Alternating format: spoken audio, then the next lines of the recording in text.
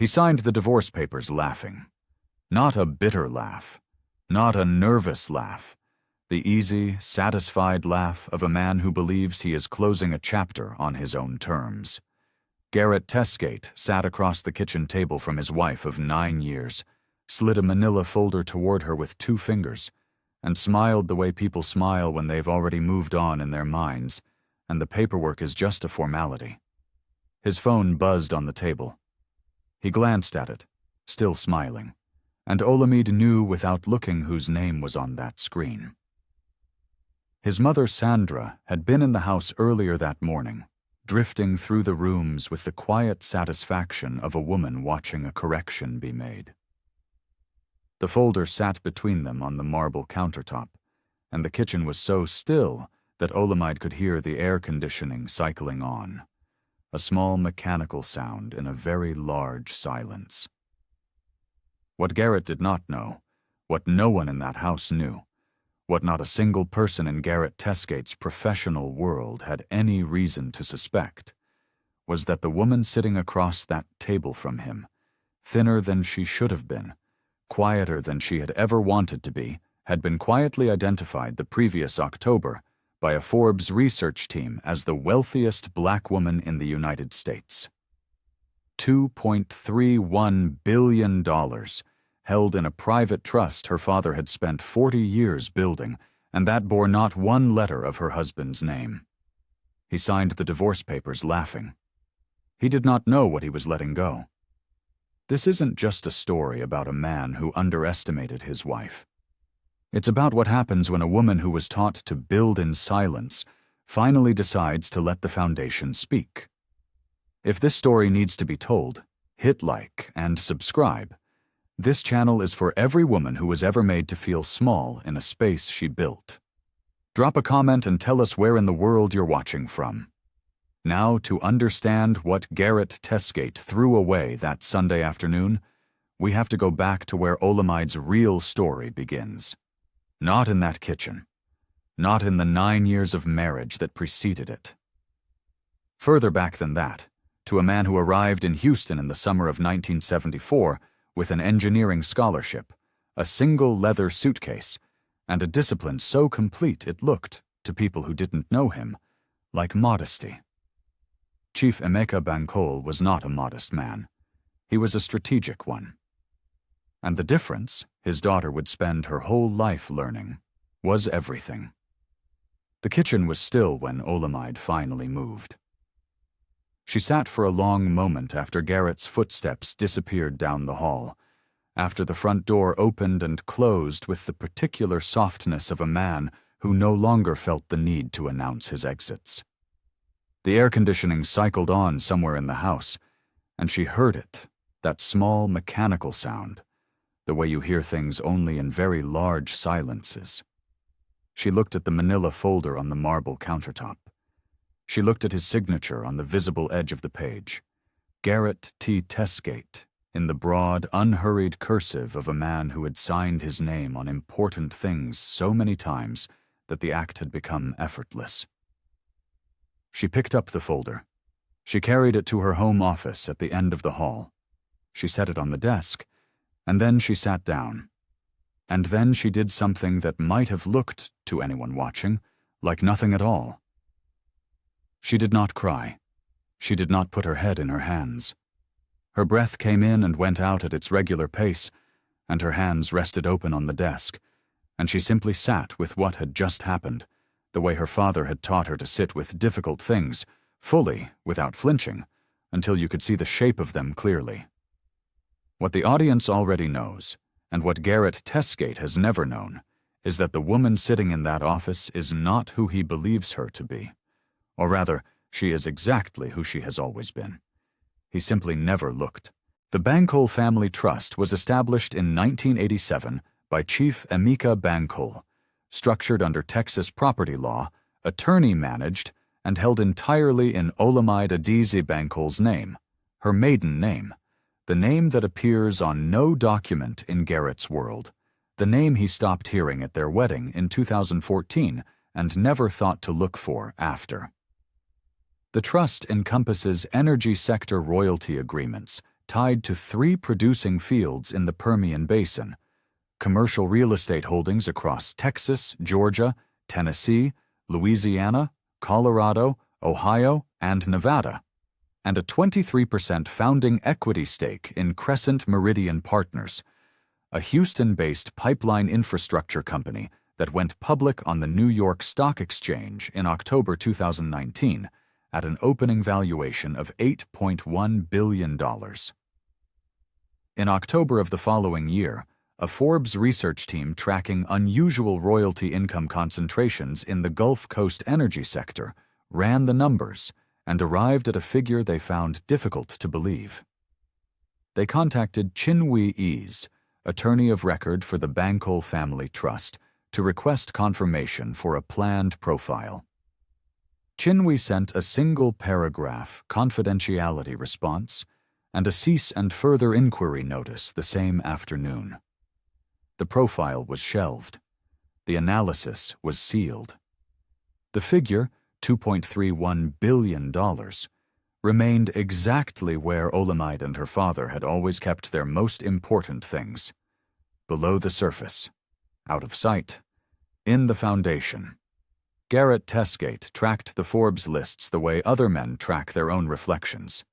He had appeared on the Houston Business Journal's 40 Under 40 list in 2018 and referenced it in conversation more times than Olamide had ever counted. He refreshed the Forbes 400 page in October every year with the particular hunger of a man measuring the distance between where he was and where he believed he deserved to be. He never saw his wife's name. His wife had made certain of it. Olamide sat at her desk in the quiet office and looked at the photograph of her father that she kept on the left side of the desk, next to the small wooden letter holder where she filed things that required careful attention. In the photograph, Emeka is standing outside the offices of a petroleum attorney on Westheimer Road, 2001, the morning he signed the Crescent Meridian founding documents. He is wearing a gray suit, and he is not smiling. He is simply looking at the camera with the expression of a man who knows something the photographer does not. She had that expression now. She recognized it in herself only in this moment, sitting in the house he was leaving, holding papers he had signed with satisfaction, carrying a number he had never thought to look for. Somewhere in the back of her mind, not yet formed into words, not yet the full sentence her father used to say, there was something, a pressure, a presence. The way a foundation feels beneath your feet without your ever having to think about it. Solid, constant, older than whatever stands on top. She did not sign the papers. She set them beside the photograph. She looked at his signature one more time, Garrett T. Tesgate, broad and unhurried, and she understood, with the particular calm of someone who has waited a long time for a thing to become clear, that he had no idea what he had just done. She left the office. She left the papers where they were. She did not touch them again that evening. But to understand the full weight of what Garrett Tesgate signed away that Sunday afternoon, to understand how a man can spend 9 years in a house and never once look at what holds it up, we have to go back to the man who built the foundation. We have to go back to Chief Emeka Bankole and to a little girl who learned to read a trust document before she learned to drive. Emeka Bankole did not arrive in Houston with wealth.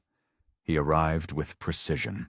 The year was 1974, the summer humid and relentless in the way Houston summers always are, and a 26-year-old petroleum engineering student from Enugu State stepped off a connecting flight at Hobby Airport carrying a leather suitcase, a scholarship letter from the University of Houston, and a discipline so deeply embedded in his character that people who worked alongside him for decades would later struggle to describe it as anything other than stillness. He was not cold. He was not distant. He simply did not waste. He did not waste words or money or the particular energy required to make other people aware of what he had. He had watched men in Lagos announce their good fortune and lose it within a season, and he had filed that observation somewhere permanent. He earned his engineering degree in 3 years. He worked for a petroleum services firm on the Gulf Coast for 11 years after that, living in a modest house in the 3rd Ward, driving the same car for 9 years, and quietly, methodically, without fanfare, acquiring things. A commercial property on Alameda Road in 1981, a royalty interest in a small producing field in Brazoria County in 1984, a second property in 1986.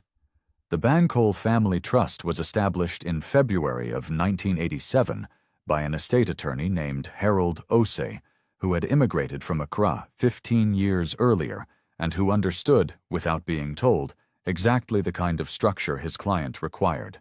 Separate, private, unannounced, built to last longer than any single person's lifetime. Olamide grew up inside this education without knowing that was what it was. Her father took her to lease signings the way other fathers took their children to football games. She sat in the offices of petroleum attorneys on Westheimer Road at 12 years old, watching her father review documents with the same quiet attention he gave to everything, and she learned to read instruments, royalty agreements, deed of trust filings, LLC operating agreements, not as abstractions, but as living things, each one a decision made permanent. He never told her the total. He taught her the architecture instead, piece by piece, and trusted her to understand the whole from its parts. The lesson he gave her in words, he gave only once. She was 17, sitting at the kitchen table in the house on Rosedale Street, watching him read through a property management report after dinner. She asked him why he never told anyone what he had built. He set the report down. He looked at her the way he looked at documents, fully, without rushing, and he said, "The builder does not need to be the building's name. She only needs to be in the foundation. The building cannot stand without her, whether it remembers her or not." Then he picked up the report again. He did not repeat it. He didn't need to. She carried it into her adult life the way you carry something structural, not as a motto, but as a way of moving through the world. Then something shifted into a different key entirely, and that key was Garrett Tesgate. She met him at a Rice University alumni event in 2005. He was 32 and already magnetic in the particular way of men who have learned that confidence is its own credential. Broad-shouldered, quick to laugh, the kind of man who remembered every name in a room and made each person feel briefly like the most important one. He was also, and this mattered to her, genuinely curious about her work. He asked real questions. He listened to the answers. He was building something, he told her, an investment advisory firm, still conceptual, still scribbled in the margins of a business plan that didn't yet hold together. She recognized the gap between his vision and his architecture immediately. It was the gap she was trained to fill. They married in the spring of 2014. Before the wedding, Olamide met with Chinwe Eze, who had taken over management of the Bancole Trust from Harold Osei 3 years earlier, and who approached every legal instrument with the same economy of motion she applied to everything else. Chinwe prepared a prenuptial acknowledgement confirming the Bancole Trust as separate property predating the marriage, held under Olamide Bancole's maiden name, entirely outside the marital estate. Garrett signed it at the kitchen table one evening without reading past the first page. He was on his phone for part of it. Olamide watched him sign and said nothing. Chinwe filed the acknowledgement the following morning. The early years were real. That is the part the audience needs to hold on to, because the loss of something real is a different kind of grief than the loss of an illusion. Garrett was collaborative then, genuinely grateful for her financial mind, energized by the framework she built beneath the firm he fronted. She designed the original investment strategy, capitalized the first year of operations with a personal loan from the Bancole Trust, and named the company after him because she thought it would make him stand taller. It did. For a while, it did both of them good. Then, in the October of 2020, a Forbes research team tracking royalty income concentrations across the Gulf Coast energy corridor ran the numbers on the Bankhole Trust and arrived at a figure they found extraordinary. A junior researcher named Davis Holt drafted a profile inquiry and sent it to the Trust's attorney of record. Chinwe read the email on a Tuesday morning, called Olamide, and in 45 seconds they agreed. Confidentiality notice, cease inquiry. No profile. The analysis was sealed. Garrett, who spent the first week of every October refreshing the Forbes 400-page with the focused hunger of a man measuring the distance between himself and his ambitions, never saw his wife's name in those pages. His wife had made certain of it. What he did not know, and what the audience now knows completely, is that the woman he was building a public life beside was the wealthiest black woman in the United States. He was the name on the building. She was the ground beneath it. 2 months after the Forbes inquiry, Olamide's father died. The trust transferred to her name in a single clean transaction, documented in Chinwe's files, invisible to the world. Olamide sat with the paperwork for 3 days before she could look at it without her chest pulling tight. She had lost her father and inherited a fortune in the same season she received her own diagnosis: lupus, managed but permanent, a condition that would begin, slowly and without asking permission, to change the way she moved through her life. 3 griefs arrived together, none of them announced. And into that silence, Garrett began to expand. The erosion did not begin with a single event. It began the way most structural damage begins, quietly, below the surface, in places that look fine until the day they don't. The first sign was a decision made without her. In January of 2021, Garrett restructured Testgate Financial's fee model for institutional clients, a change that affected 11 active accounts and touched the analytical framework Olamide had built over 3 years. She learned about it from a client email, not from Garrett. When she raised it that evening at the kitchen table, he said the timing had been tight, and he hadn't wanted to bother her while she was managing her treatment schedule. The explanation was reasonable. She accepted it. She filed the feeling away somewhere she hadn't yet named. The second sign came at the firm's February client dinner at Brennan's on Smith Street, where Garrett introduced her to a table of 8 partners and their spouses as "my wife, Olamide." Nothing more. No context, no professional attribution, no mention of the analytical infrastructure that had generated the returns those partners were there to celebrate. She smiled at the table and reached for her water glass, and her fingers were very still on the stem. By the spring it had become a pattern, and patterns, once you see them, are impossible to unsee. He stopped consulting her on portfolio adjustments, then on hiring decisions, then on the firm's communication strategy. Each omission arrived with a plausible explanation: the pace of growth, the demands on her health, the need for faster execution. He never said, "I am removing you." He simply stopped including her, 1 meeting at a time, until her exclusion had become so normalized that no single instance could be pointed to as the moment it began. Then Sandra arrived. Garrett's mother had always maintained a careful surface warmth with Olamide, the kind of warmth that requires monitoring rather than feeling. But as Olamide's attendance at firm events thinned and her physical presence in their social world contracted, Sandra began appearing with increasing frequency, filling the visible wife role with an ease that suggested she had been waiting for the vacancy. She came to the house on Sunday mornings with pastries and opinions. She attended the firm's spring gala on Garrett's arm when Olamide's joints had flared badly enough that climbing stairs required concentration. And in the particular language she reserved for Olamide, always concerned, always gentle, always shaped like care, She began to leave small marks. "I just wonder if you're getting the support you need, sweetheart. This illness is so hard to understand from the outside. Garrett carries so much. It's important for a man in his position to have a strong presence beside him. I'm sure you'll get back to that." She never raised her voice.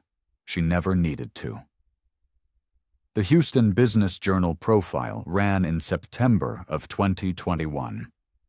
Olamide read it on her phone in the waiting room of Dr. Nnamdi Ose's cardiology practice on Fannin Street, the Tuesday morning of a routine echocardiogram.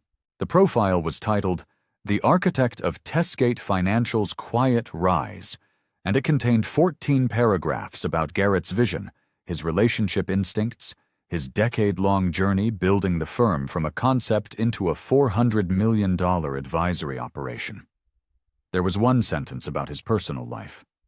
It mentioned his wife by first name only. The word architect appeared 3 times. Olamide's name appeared once. She set the phone face down on her knee. Her breath came in and went out. The waiting room had the particular hum of a place where people sit with things they cannot fix, and she sat with hers, and when the nurse, Angela Morris, called her name, she stood up, put the phone in her bag, and walked through the door. She did not say anything to Garrett about the profile that evening. She texted Chinwe a single line. "Did you see the HBJ piece?" Chinwe replied 4 minutes later. "Filed." The traveling began in late 2021 and accelerated through the first half of 2022. Charlotte in November, then December. Denver in February, then April. The explanations were always professional. Client meetings, conference panels, due diligence trips. Olamide had no reason to disbelieve them, and so she applied the same discipline her father had taught her for difficult instruments. She examined what she actually knew, separately from what she felt, and she worked from evidence rather than instinct. What she knew was that he was traveling more. What she felt was something she was not yet ready to name. She doubted herself first. That is the honest account of it, and it deserves to be said plainly. She wondered if her illness had changed her in ways she couldn't fully see, if her withdrawal from the firm's social world had created a distance she was misreading as coldness rather than simply distance. She had spent 2 years in the particular fog of grief and diagnosis and management, and she knew that fog could distort things. She was careful not to mistake her own exhaustion for evidence. Then, on a Thursday afternoon in April, her cardiologist, Dr. Ose, mentioned in passing, warmly, conversationally, the way doctors sometimes reference a shared world they assume you inhabit, that he had seen Garrett at the Rocky Mountain Cardiovascular Symposium in Denver the previous month. He said Garrett had looked well. He said it had been a good conference. Garrett had told her he was in Denver for a client meeting. Alone? She did not react in the examining room. Her face did not change. She asked Dr. Ose a follow-up question about her echocardiogram results, and listened to the answer and thanked him, and collected her things, and walked to her car in the parking structure on Bertner Avenue, and sat in the driver's seat for 11 minutes without starting the engine. Then she drove home. And that evening, after Garrett had gone to sleep, she opened her laptop and navigated to the Testgate Financial corporate account portal. She still held signatory access, an administrative credential Garrett had simply never thought to revoke, and she pulled up the expense reports for the preceding 14 months. Denver. The Ritz-Carlton, Denver, February 14th through 17th. 2 guests, 1 room. Charlotte. The Kimpton Tryon Park Hotel, November 8th through 10th. A dinner charge at Kindred Restaurant. 2 meals. The name in the registered guest field for the Denver booking was B. Calloway. Brooke Calloway. A portfolio analyst at Testgate Financial, hired in 2020, whose name Olamide recognized from the firm's internal directory she still had access to, for the same reason she still had access to the expense accounts. He had forgotten she was still watching. She closed the laptop.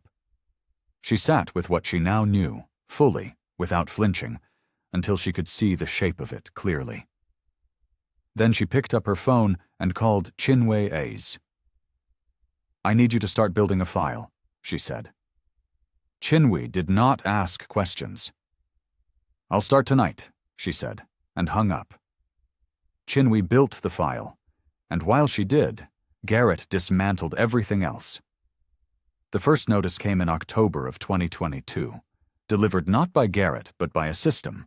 Olamide opened her laptop on a Tuesday morning and found that her Testgate financial email account, the address she had used for 11 years, the one attached to every client relationship she had quietly maintained, every analytical report she had drafted in the background, had been deactivated. An automated bounce-back message greeted her attempt to log in. Account not recognized. She tried once more. Same result.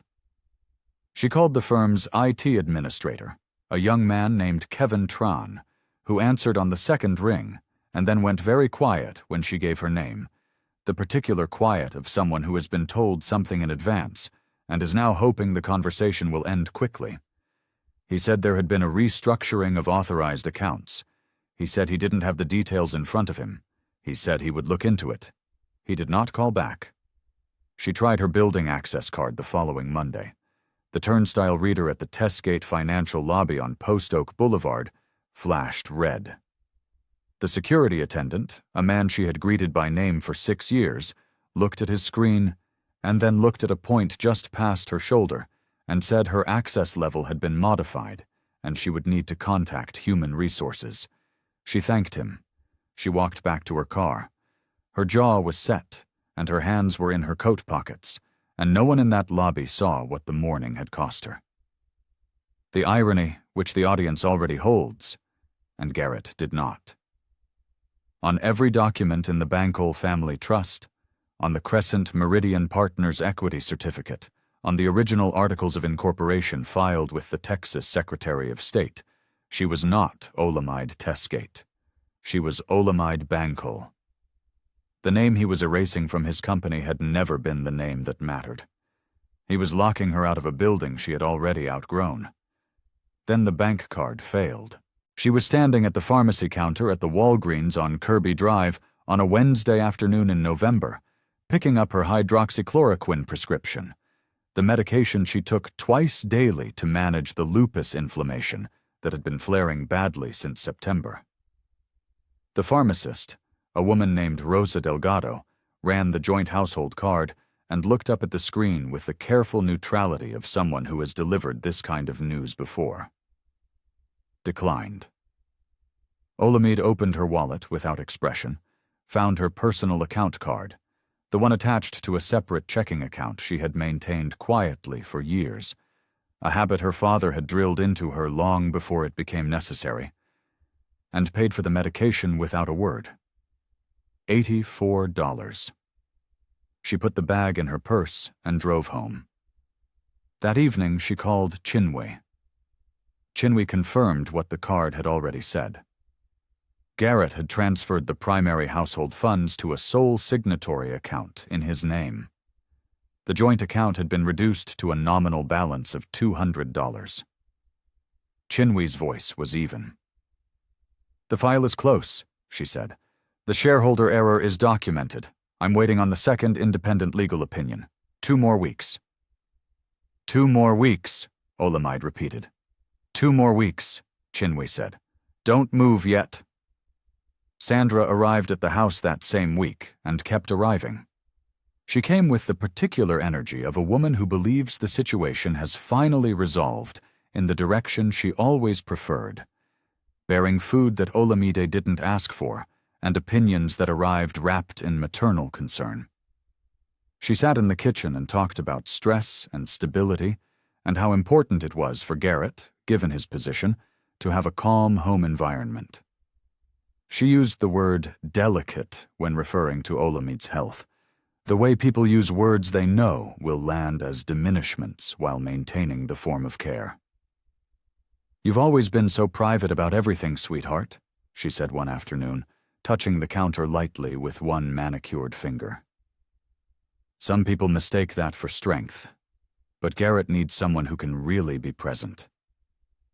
What Sandra was doing in the social world around them was more deliberate than what she did in the kitchen. In November, she mentioned to her friend Patricia Holloway during a lunch at Tony's on Post Oak that Olamide had been struggling, that the illness had affected her in ways that went beyond the physical, that there had been some concerning episodes.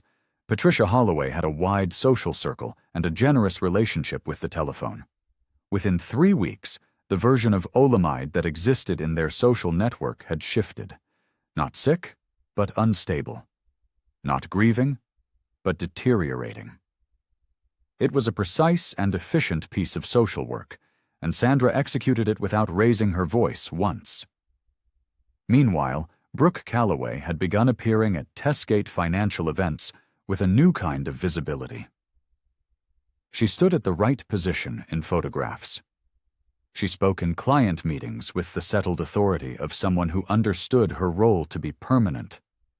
Colleagues who had known Olamide for years, who had attended her wedding, who had sat in conference rooms where her analysis had determined the direction of 9-figure portfolios, those colleagues said nothing. Not to Garrett, not to Olamide. The silence of bystanders is its own category of cruelty, and it was everywhere that autumn. Olamide managed all of this during a lupus flare that made her joints ache from the moment she woke. She was thinner than her frame should have carried, the illness pulling at her steadily, and she moved through the days with the careful deliberateness of someone who has learned not to waste energy on what cannot yet be changed. She held the grief for her father, alongside everything else. The way you hold things that cannot be put down, and she did not let anyone see the weight of it. Then, on a Friday evening in early February, Garrett called. He did not begin with pleasantries. He said he had engaged a family law attorney at the firm of Harrington and Cole. He said the divorce process would be clean and straightforward. He said, "You should be realistic, Olamide, about what you actually contributed to the firm, to this marriage. Be realistic about it." The words settled into the room. She let them. Then she said, very quietly, "Garrett, look at the original Articles of Incorporation sometime." A pause. Then he laughed, not meanly, but with the easy dismissal of a man who considers a suggestion beneath him. "Okay," he said, still amused. "Sure." And then he said he'd have his attorney reach out to hers, and he hung up. He did not look at the articles. Olamide set the phone on the desk. She looked at the wall for a moment. Something had clarified, not shifted, not cracked, but clarified, the way a document looks when you finally bring it into the right light. He had given her the precise moment she had been waiting for, and he had done it laughing, and he did not know it. The divorce papers would arrive Sunday. She already knew what she was going to do with them. The papers arrived on a Sunday. The audience has already been in this kitchen. They know how it ends, the folder sliding across the marble, the smile, the word comfortable delivered like a verdict, the front door closing on a man already elsewhere in his mind. But they have not been in this kitchen with everything they now know, and that changes the room entirely. Sandra had arrived at 11 that morning, 2 hours before Garrett. She came with a tin of butter cookies from the French bakery on Westheimer, and the particular energy of a woman who has been waiting for a day to arrive and is trying not to show it. She moved through the kitchen with practiced familiarity, opening cabinets that weren't hers to open, commenting on the quiet of the house, asking Olamide how she was sleeping. Olamide offered her coffee and answered the questions, and watched Sandra's eyes move assessingly across the room, cataloging, the audience now understands, the signs of a woman she had long ago decided was not enough. Olamide had been to a cardiology appointment 3 days earlier.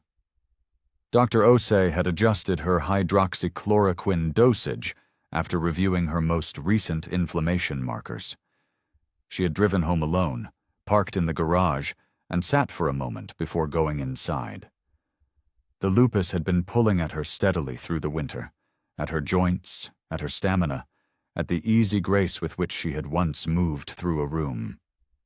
She was thinner than her frame was built to carry, her collarbones more visible than they should be beneath her blouse, and she had developed the habit of resting her arms in her lap rather than on the table, a small adjustment that no one had noticed, and that she had never named. She was carrying all of this when Garrett walked in at 1 o'clock. He set his keys on the counter. He was already in a good mood, the particular bright, surface-level ease of a man who has made a decision. His phone buzzed on the counter. He glanced at it.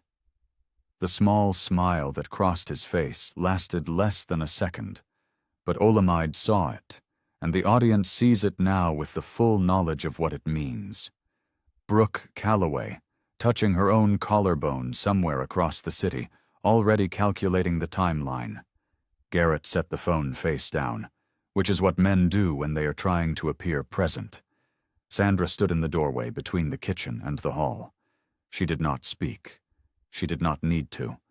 Her presence in that doorway was its own sentence, and it said, "I am watching this happen, and I approve of it happening, and I have helped make it happen."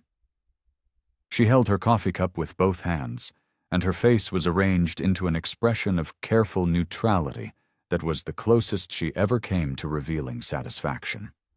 Olamide looked at Garrett's signature on the visible edge of the folder. She thought about the 14 months of expense reports. She thought about the Ritz-Carlton Denver and the name B. Calloway and the way Kevin Tran had gone quiet on the phone when she gave her name. She thought about a hospital waiting room and a phone screen that said sole architect and a pharmacist who had run a card that came back declined. She did not say any of this. She did not say anything at all. Garrett checked his watch. The Patek Philippe he had bought himself after Testgate Financial crossed $300 million in assets under management. The watch that appeared in every profile photograph. The watch that announced the story he needed everyone to believe about him. He said he had somewhere to be.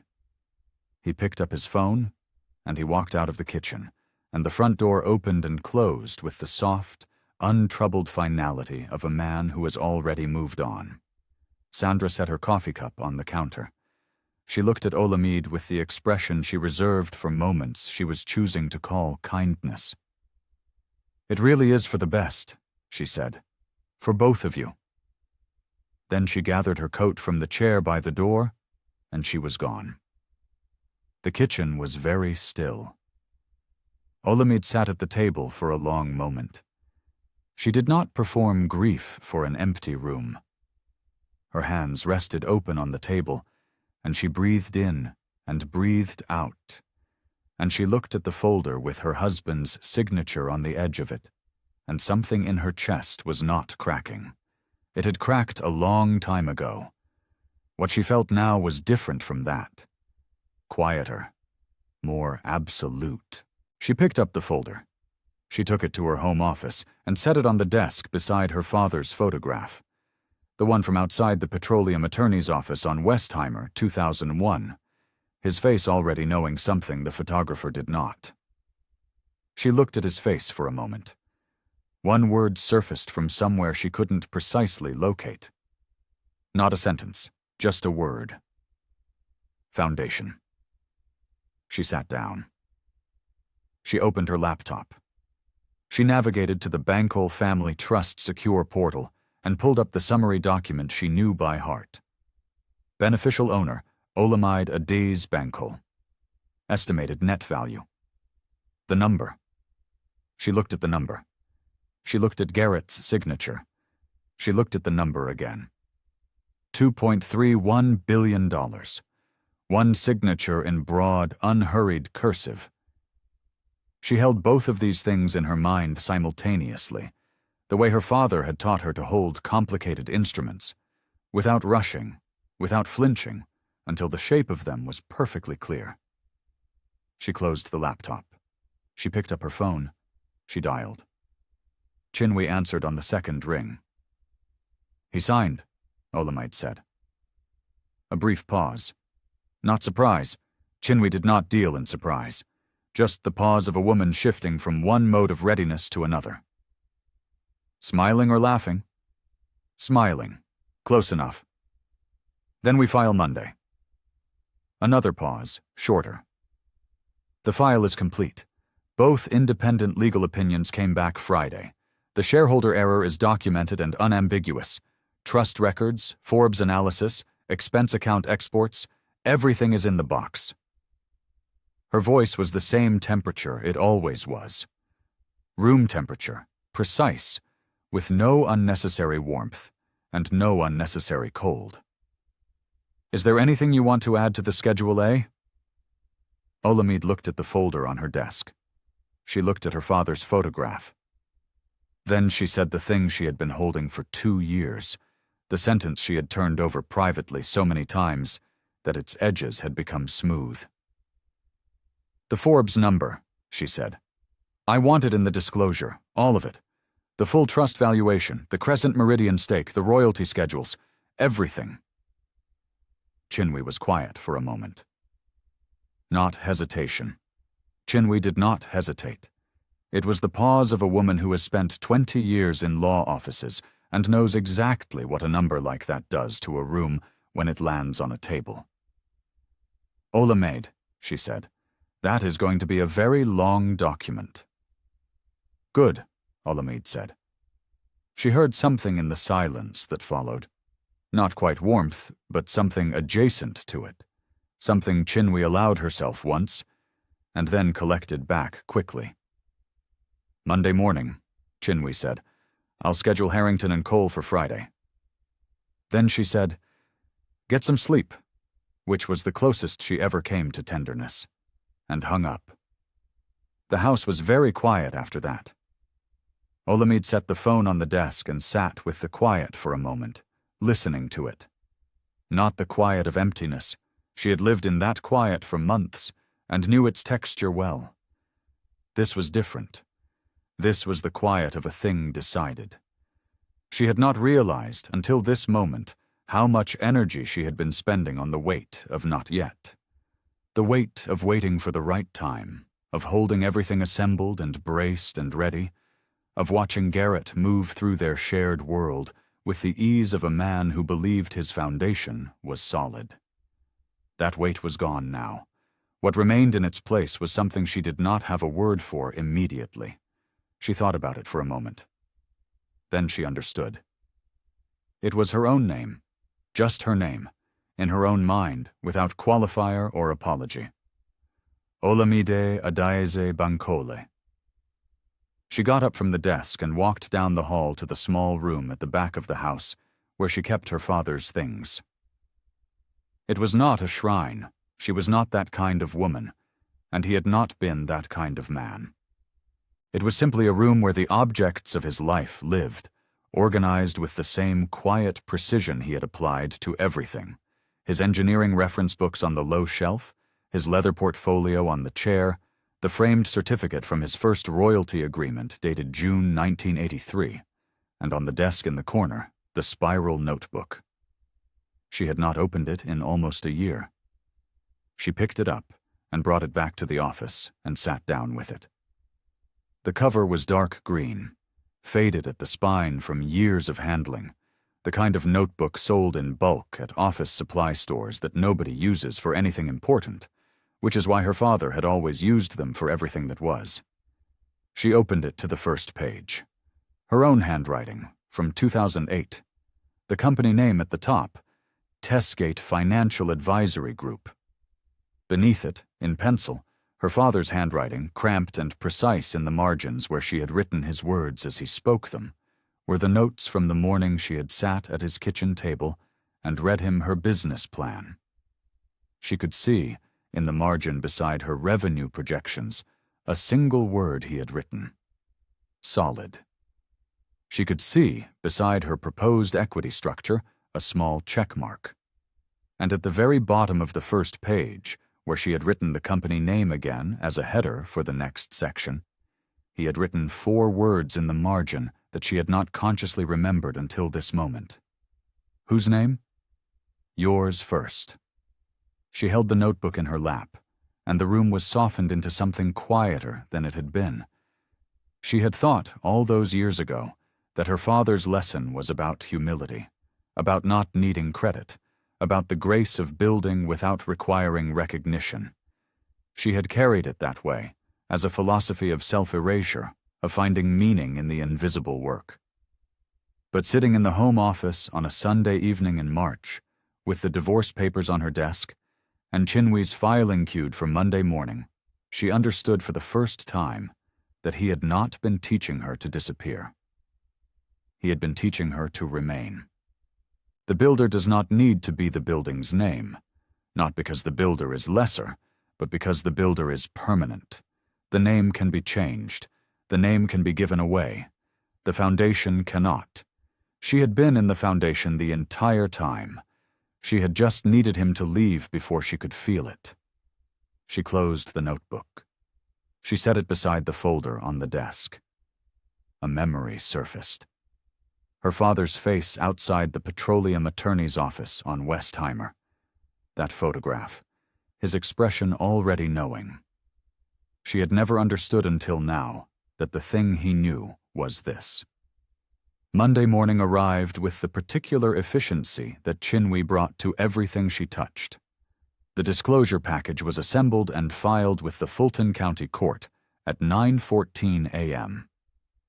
The asset disclosure session was scheduled for Friday afternoon at the offices of Harrington and Cole. Garrett's attorney, a man named Douglas Priwitt, sent Chinwee an email at 10:43 confirming the appointment and noting that they expected the session to be, in his words, a straightforward proceeding. Chinwee read the email, closed her laptop, and said nothing. She did not reply. On Monday evening, Olamide opened the manila folder one last time. She read through the pages, the legal language, the terms, the settlement framework Garrett's attorney had constructed with the confident efficiency of someone who assumed he knew the full picture. She uncapped her pen. She signed her name on her line, slowly and without drama. Olamide Adaze Bankole Teskate.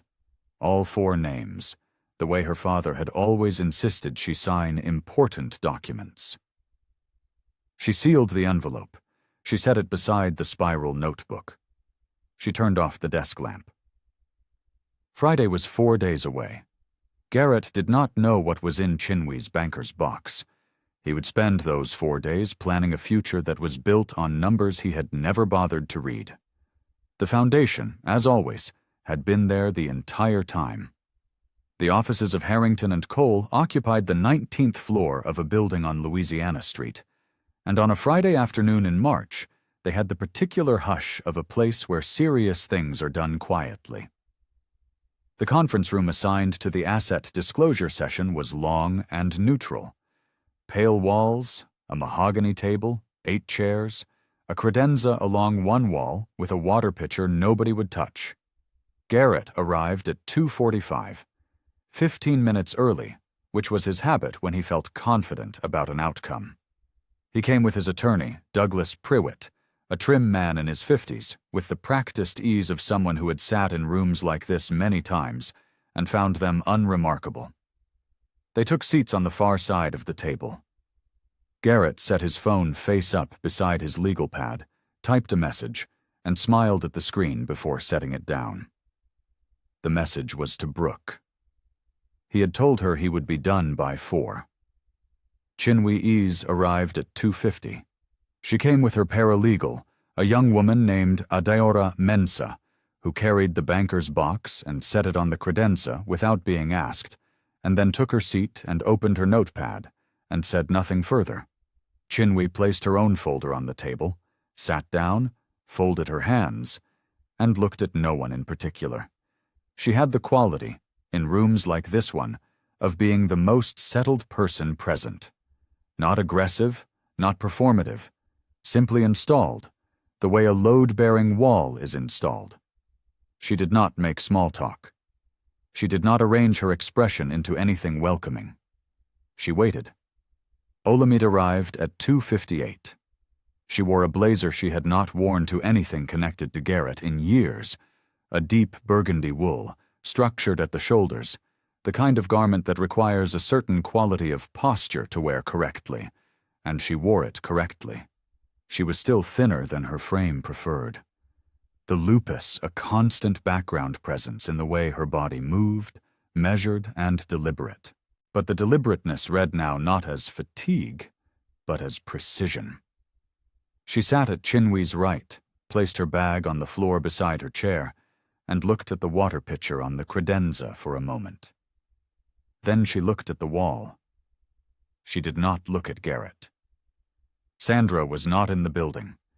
Her absence, for those who knew what her presence had meant across the preceding months, the Sunday kitchen visits, the social whisper campaign, the careful architecture of Olamide's diminishment, was its own kind of statement. She had not been invited. She had not been told the full details of what Friday held. That, too, was deliberate.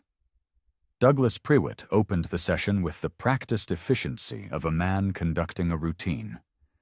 He noted the date, the parties present, the purpose of the proceeding. He said they were there to complete the financial disclosure required under Texas family law prior to finalization of the divorce settlement. He said his client had provided full disclosure of all marital assets and anticipated the session to be brief. He used the word straightforward. He used it with the mild authority of someone who is prepared for the meeting he believes he is in. Chinwee let him finish. Then she said, "I have prepared a comprehensive Schedule A on behalf of my client. I'll distribute now." Adaora Mensah opened the banker's box. The first document she placed in front of Douglas Prewitt was a single page. Clean, no excess language. At the top, in a standard serif font, Bankole Family Trust. Below it, beneficial owner, Olamide Adaz Bankole Tesgate. Below that, estimated net value as of October 2023, $2,310,000. The room did not go silent because it had already been quiet. What happened was different, a quality of stillness that was not the absence of sound, but the presence of comprehension beginning to arrive in someone who was not prepared for it. Douglas Prewitt read the page. He set it down. He picked it up again and read it from the top, as though the second reading might produce a different number. His expression did not change dramatically. He was too professional for that. But something shifted behind his eyes, a recalibration. The specific look of a man realizing the meeting he is prepared for is not the meeting he is in. He asked if the figure was current. Chinwee said it was. He asked if the trust predated the marriage.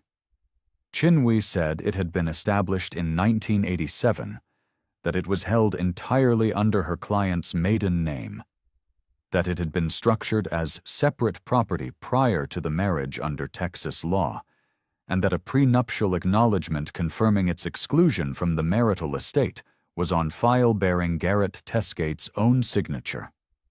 She said this without inflection. She said it the way people state things that are simply true.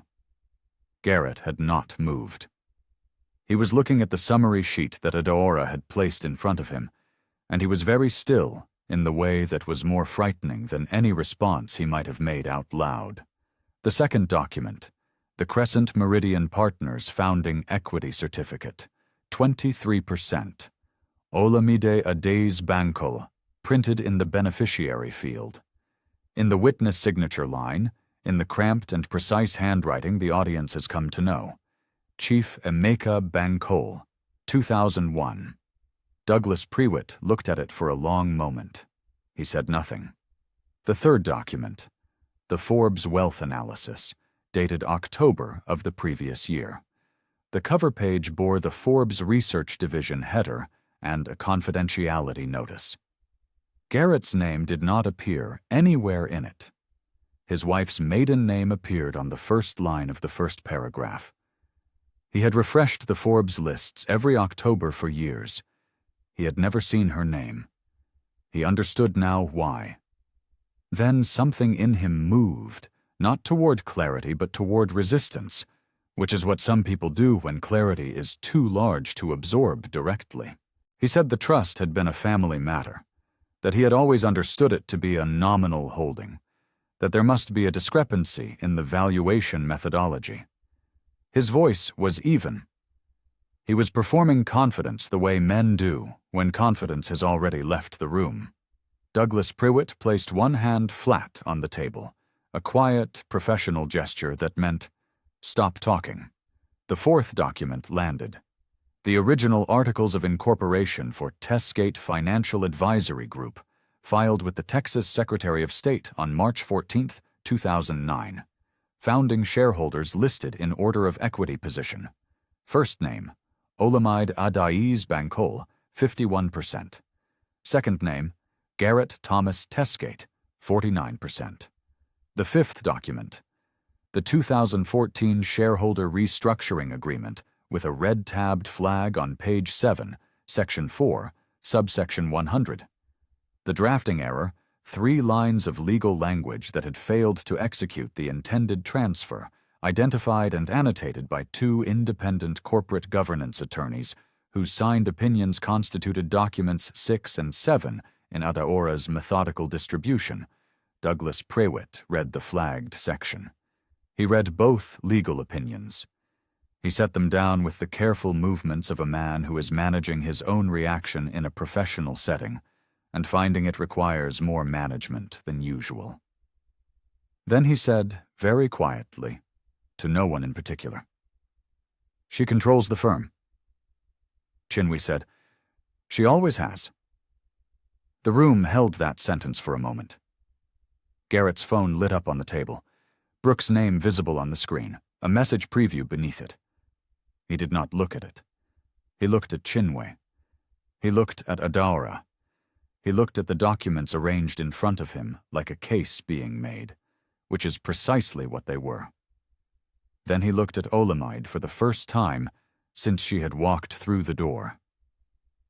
She was looking at the wall. Chinwe informed the room that formal notice of majority shareholder assertion had been filed with the Tessgate Financial Board of Directors the previous morning, that the notice carried legal weight. That the board meeting scheduled for the following week could not be reversed or delayed by any action taken in this room today. Garrett said, "You could have told me." The words came out differently than he had perhaps intended, not as accusation, but as something rawer than that, something closer to the specific bewilderment of a man who has arrived at a door he did not know existed and found it locked from the inside. He said it again, slightly differently. "This whole time, you could have told me." Olamide turned from the wall and looked at him. She looked at him with the full patience of a woman who has carried a question for a long time and finally knows the answer completely. There was no heat in her face. There was no satisfaction either. Nothing that looked like the conclusion he might have expected. There was only the expression of someone stating a fact that has always been true. "You told me to be realistic about my contributions," she said. "I was." The silence that followed was the loudest thing in the room. She did not wait for his response. She picked up her bag. She thanked Douglas Prewitt by name. She thanked the room. Then she walked to the door, and through it, and the door closed behind her with the soft, untroubled sound of something finally complete. The elevator arrived. She stepped inside. She watched the doors close. As the floor numbers descended, she felt, moving through her like something long submerged, finally breaking the surface, the full sentence her father had given her, not as memory, not as comfort, but as arrived truth. The building cannot stand without her, whether it remembers her or not. She had been in the foundation the entire time. Now everyone knew it. The consequences arrived the way Chinwe had always said they would. Quietly, through proper channels, in the correct order. The Tessgate Financial Board of Directors convened a special meeting 12 days after the disclosure session at Harrington and Cole. The agenda had one item. The vote was not close. Garrett Thomas Tesgate was removed as chief executive officer by a margin of 7-2, the dissenting votes belonging to two men he had personally recruited, and who, the board's general counsel noted for the record, had financial arrangements with Garrett that would require separate review. The announcement went to staff on a Wednesday morning, framed in the careful language of corporate transition. It said that the board was grateful for Garrett's contributions to the firm's growth and wished him well in his future endeavors. It did not mention what had been found in the Schedule A disclosure. It did not need to. Brooke Calloway submitted her resignation the following Friday, before the Conflict of Interest Review Committee had formally requested her presence. Her professional portfolio, every significant engagement, every client relationship, every piece of work she could point to in a room and say, "I built that," was bound to Tesgate Financial and to Garrett's position within it. Without the position, the portfolio became a list of things that no longer applied. She left without a forwarding note to colleagues. She had always been efficient with exits, the narrator observes, in the same way she had been efficient with entrances. She moved toward what had value and away from what didn't, and in this, she was entirely consistent to the end. Sandra called on a Tuesday. She called again on a Thursday. Olamide's phone showed both calls, and both were declined with the same gentle pressure of a thumb, the same absence of hesitation. Sandra had spent 2 years constructing a version of Olamide in the social world they shared. Unstable, diminished, a woman struggling to hold herself together. And that version had now been publicly unmade by documents filed in open court and reported in the Houston Business Journal in a piece that used the phrase "founding majority shareholder" 4 times in 5 paragraphs. Sandra did not leave voicemails. Some people understand, when the moment has passed, that there is nothing left to say that will help them. Garrett came on a Saturday morning, 3 weeks after the board vote. He drove to the museum district address he had found through a mutual contact and stood at the front door of a house he had never been inside. He pressed the intercom button. There was a pause, and then Olamide's voice came through the small speaker. Steady, without edge, the voice of a woman who had decided in advance how this conversation would go. She said, "There's nothing left to discuss, Garrett." A longer pause, then, "Take care of yourself." The intercom clicked off. He stood on the front step for a moment in the particular stillness of a man who has prepared for an argument and found no one willing to have it. Then he walked back to his car. He did not return.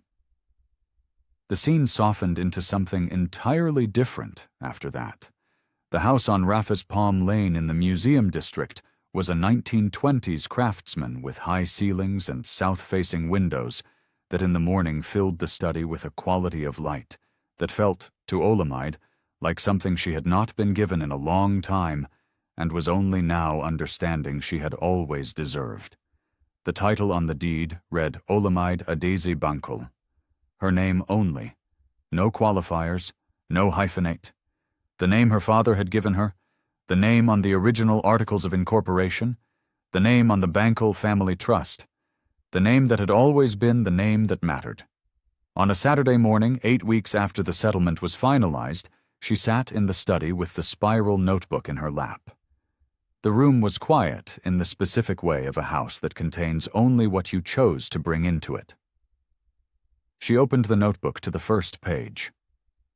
She read the company name at the top, Tesgate Financial Advisory Group, in her own handwriting from 2008, the letters careful and even, the handwriting of a woman who did not yet know what the name would cost her.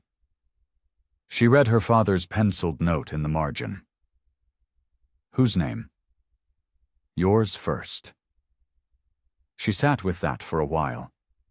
She did not feel what she had expected to feel. She had expected grief, or something like it, the particular ache of a thing given away that cannot be fully recovered. What she felt instead was quieter than grief, and cleaner than anything that could be called victory. It was simply the sensation of standing on ground that had always been hers, and knowing it completely, and needing no one to confirm it. The builder does not need to be the building's name. She only needs to be in the foundation. The building cannot stand without her, whether it remembers her or not. Her father had not been consoling her. He had been describing a fact. She had been the foundation of everything Garrett had built, everything he had claimed, everything he had presented to the world as his own singular achievement. She had known that. She had simply needed him to leave before she could stand in it without apology. There are women in this world who build in silence, not because they lack the voice, but because they understand that the most durable things are not announced. There are women who absorb years of diminishment not because they don't know their own worth, but because they love genuinely and grieve deeply and give time to what they hope will change.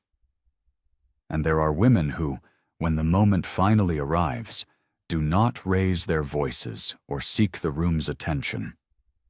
They simply set a document on a table and let the truth do what the truth has always been capable of doing on its own.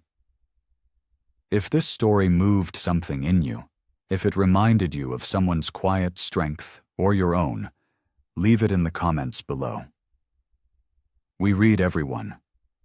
And as always, tell us where in the world you're watching from. This community reaches further than we ever imagined, and we are grateful for every single one of you. She closed the notebook. She set it on the desk beside her father's photograph, the one from Westheimer Road, 2001, his face already knowing. She went to the kitchen and made coffee, the small sounds of the morning moving through the house like something ordinary and precious. Then she stood at the window with her cup and looked out at the yard that was hers and the street that was hers and the Saturday light falling across everything without asking permission, and she did not think about Garrett or Sandra or the company that still bore the name she had given it. She thought about her father. She thought about a kitchen table in the 3rd Ward and a spiral notebook and a man who had spent 40 years building something in silence so that his daughter would always have ground to stand on. She had never needed the name. She had always had the foundation,